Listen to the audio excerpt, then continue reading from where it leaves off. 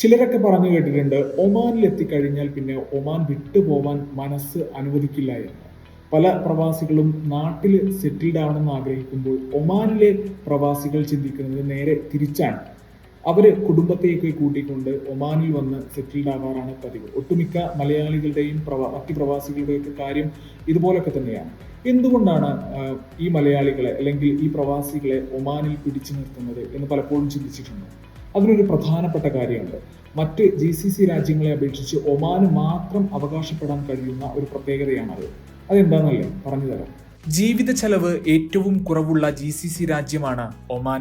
2025 world cost of living index പ്രകാരം ജീവിത ചെലവ് കൂടുതലുള്ള ഗൾഫ് രാജ്യങ്ങളുടെ പട്ടികയിൽ UAE ഒന്നാമതാണ്. ആഗോളതലത്തിൽ 62ാം സ്ഥാനമാണ് സുൽത്താനേറ്റിനുള്ളത്. രാജ്യത്തെ ശരാശരി വാടക, പലചരക്ക് സാധനങ്ങളുടെ വിലകൾ, റെസ്റ്റോറന്റ് വിലകൾ, പ്രാദേശിക കറൻസിയുടെ ശരാശരി വാങ്ങൽ ശേഷി, ശരാശരി ശമ്പളം തുടങ്ങിയ എല്ലാ ഘടകങ്ങളും ഒമാൻ സാഹചര്യങ്ങളുമായി ബന്ധപ്പെടുത്തുകയും മറ്റു രാജ്യങ്ങളുമായി താരതമ്യം ചെയ്യുമ്പോഴും നമുക്ക് അക്കാര്യം മനസ്സിലാകും. ബഹ്റൈനാണ് ഗൾഫ് മേഖലയിൽ 2ാം സ്ഥാനത്തുള്ളത്. ഗൾഫ് മേഖലയിൽ 3ാം സ്ഥാനത്ത് ഖത്തറാണ്.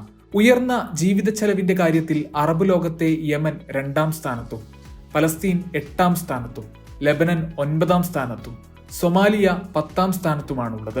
സ്വിറ്റ്സർലാൻഡ്, US വിർജിൻ ദ്വീപുകൾ, ഐസ്ലാൻഡ്, ബഹാമാസ്, സിംഗപ്പൂർ എന്നിവയാണ് ഏറ്റവും കൂടുതൽ ജീവിത ചെലവുള്ള രാജ്യങ്ങളിൽ മുന്നിൽ.